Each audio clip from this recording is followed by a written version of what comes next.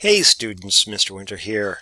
We're going to take a look at Thursday's lesson 3.2.4, How Can I Generalize the Process? Awesome Desmos activity set up by Miss Miller. And so let's walk through this, pause it, try out these problems, and then we'll go from here. But we're going to start by just looking at these definitions and what they mean. So remember, what does sum mean? Well, sum and addition are the same idea. Difference is another name for subtraction. One of the more important ones from today this week is a monomial, right? A monomial is a one-term expression. And then what's a two-term expression? Hopefully in your head you're saying binomial.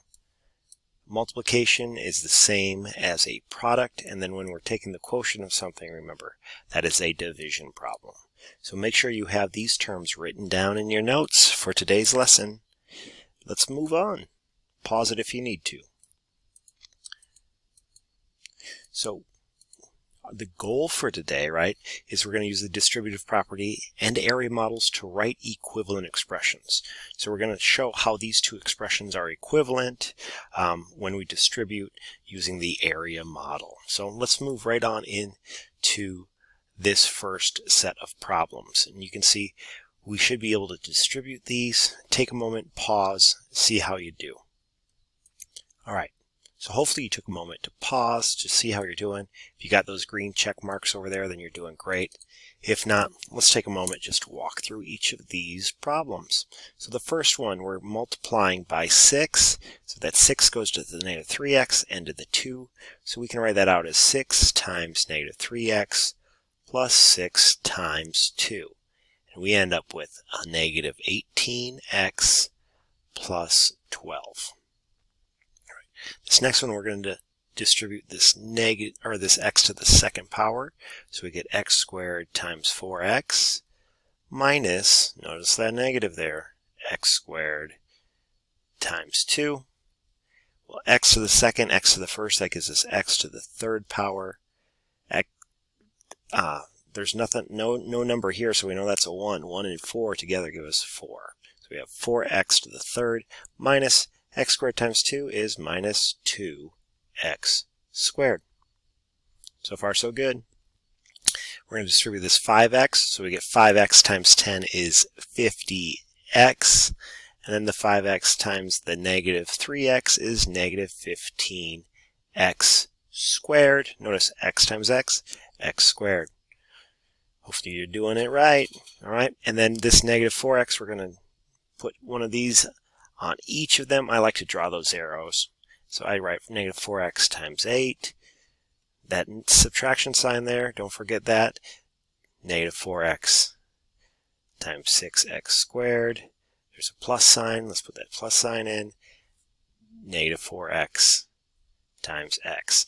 And notice there's a negative 4x, negative 4x, negative 4x. I made sure that negative happened each and every time. So this one right here, negative 4x minus 8 is a negative 32x minus a negative 4x. Well, minus a negative, Winter, I know that is plus. 4x times 6 is 24. X to the first times x to the second is x to the third. And then finally, negative 4x times x, well, that's an easy negative 4x squared. Take a look here. We have x to the second, x to the third, and x to the first. That's one more than what was in there originally, right? There was no variable there. X to the second, x to the first. So you see each of them went up 1 power of x because we multiplied by 1 power of x. All right. Pause, make sure you have those down in your notes. If you need more help on that, you got to check in with your teacher. So hopefully you're familiar with this area model by now after doing it on Monday and Tuesday this week. So what we see is x plus 2 times 2x minus 1 gives us this equal of 2x squared plus 3x minus 2. This is the area of the product equals the area of the sum. That's what we're going to try to do with this expression that's written on the area box here. We don't have them written out because we need to figure out what is the area of a product. So what does this sign mean? This side means 5 plus x, or x plus 5. This 2x minus 3 means 2x minus 3. So we can write this area as a product as 5 plus x times 2x minus 3. We could switch those terms if we wanted in here and make it x plus 5 and negative 3 plus 2x. Again, if you don't understand what that means, check in with your teachers. Now we need to write this down. 5 times 2x here gives us a 10x. X times 2x gives us a 2x squared. This top box comes from 5 times negative 3, which is negative 15. And here we're at x times negative 3, which is negative 3x. Remember, there's going to be something we can usually combine after multiplying binomials. So take a look here. We have the 10x and the negative 3x. They both have x to the first power. So 10x minus 3x is 7x. And then I'm left with a minus 15 as a constant, and then 2x squared. Is that 7 positive or negative? It's positive. All right. So we're going to type in the second half of this equation showing equal expressions. 2x. Use that shift 6 button to get your exponent, plus 7x minus 15. Take a moment, make sure this is in your notes. See how we have the product and expressed as area as sums, okay? Good work. So I want you to try this one 100% by yourself. Pause it, try it out. So hopefully you've paused it, you've opened it back up. Is this what you got in your boxes? Pay special attention to this one right here. Did you get a 7? Because a negative times a negative is a positive. Pause it again. What's your area as a product, and what does it equal as a sum? So hopefully you were able to fill in the rest of the information and see that this binomial 4y minus 7 is written here. This binomial 6y minus 1 is written here, equals 24y squared minus 46 I got by combining like terms. They're both negative, so it becomes a negative further away from 0. And then plus 7. Here's 4 more for you to try out. The top 2 will give you a check mark if you get them correct. The bottom 2 won't, because there's multiple ways to write these. Alright, so how did you do on those? Are you ready to try them out with us? Alright, so let's grab these and we'll try these out. Again, very important that you pause, try them out, and then move forward. So we have x plus 5 times 3x plus 2. I like to write my little area box, x plus 5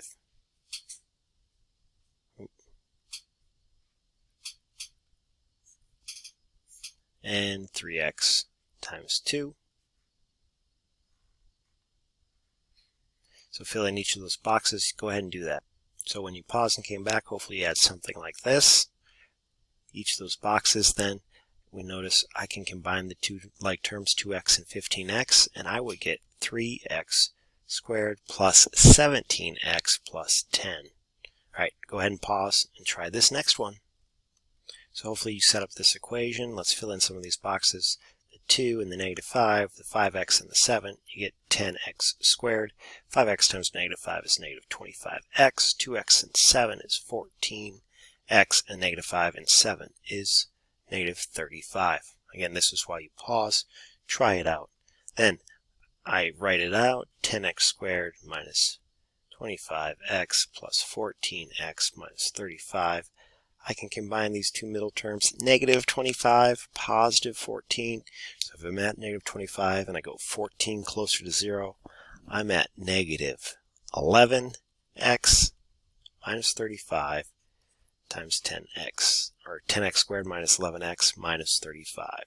So go ahead, make sure you have that in your notes. These steps, you have questions for your teacher, go ahead and email us. Alright, this next one I'm going to do without the box because I'm just distributing. 3 times 6 is 18. X times x squared is x to the third. 3 times negative 11 is negative 33. I have an x times a y. Well, how do I write x times y? Oh, just write it x, y. Awesome. All right, now this last one's a doozy. I want you to pause and try it out. All right, did you realize this is a binomial times a trinomial? So we need to make 2 boxes by 3 boxes and end up with 6 little math problems. So 5 times 3 is 15. W times W is W squared. 5W times P. Well, when we have that, we're going to write our 5W P, just like that. Similar to the last problem. 5W times negative 4 is negative 20W. Negative 2P times 3W, negative 6. P and W give us that PW. Negative 2P times P is a negative 2P squared. And then finally, negative 2P times negative 4 is positive 8P. Notice that double negative, it'll keep getting you. All right, now I want to pause right here and look at these two numbers. I have negative 6PW and 5WP. Now we can only combine numbers that have the same variables to the same power. So this has a PW, this is a WP. What do you think? Are those the same or are they not? Hopefully you said they're the same, because multiplication is commutative, right? So I could rewrite this as 6P or WP, which is the same as this. All right, to not make that same mistake or to not get confusion, a lot of times we'll just write the variables in alphabetical order. So this would be PW. If it was XY, we'd write XY. If it's AB, we'd write AB. If it's CR, we'd write CR. All right, writing them in alphabetical order helps us make sure we have those together. So I can combine these. A negative 6 plus a positive 5 gives me a negative 1 PW. So these two together give us a negative 1 PW. I'm going to write out the rest of this. 15W squared. Then I have this negative 2P squared, a negative 20W, a positive 8P, and then this negative 1 PW. But remember, if we have a coefficient that's 1, we don't have to write it there. This is 1 PW. Again, a little more difficult problem here, but if you're able to follow that, even half the side, give yourself a pat on the back. All right? Nice work.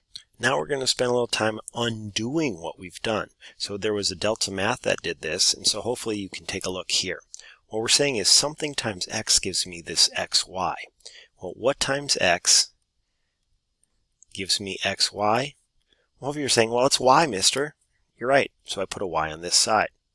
Well, then here, y is here. What times y gives me 3y? And hopefully you see it's a 3. So I'm going to write this as an area as a product and a sum. So as a product, we have x plus 3 times y. That's the product. And as the sum, it's going to be what's inside xy plus 3y. Because we add those boxes on the inside. So we have xy plus 3y. And that's that magic box. And you're actually learning how to factor, which is pretty sweet. All right. So go ahead, you try this next one. You got to find what number is going to go here, or what number or variable is going to go here, what number or variable goes here, and what number or variable goes here. All right? Pause it, try it out. Did you try it out on your own? I hope so. So let's start with this box. X squared. How do we get an x squared? Well, we've learned we multiply an x times an x. Okay, you can also see that there's the only thing in common from these two boxes is an x to the first power. So x times what is x? X. X times what is 12x? This is a 12. And then you're able to fill in the rest of these boxes. X times 5 is 5x. And 12 times 5 is 60. So we got to write this as a product and as a sum. Take a moment and try that out. So hopefully this is the answer you got. You might be wondering, where's that 17x come from? Well, it's the 12x plus the 5x, combining like terms. All right, now we have 30 seconds left. All right, I want you to try out this problem on your own and this problem on your own, and then finish with the exit ticket. I'll give you the answers in the last 20 seconds. I forgot to say that you should pause and try these out. So look at it, pause, try it out. So here you go, pause it. Check your answer. I love this problem because there's a couple different ways you could do it, but you're going to end up with the same answer. So make sure you have the right answer. finish up with this exit ticket, x plus 5, and send your answer to your teacher.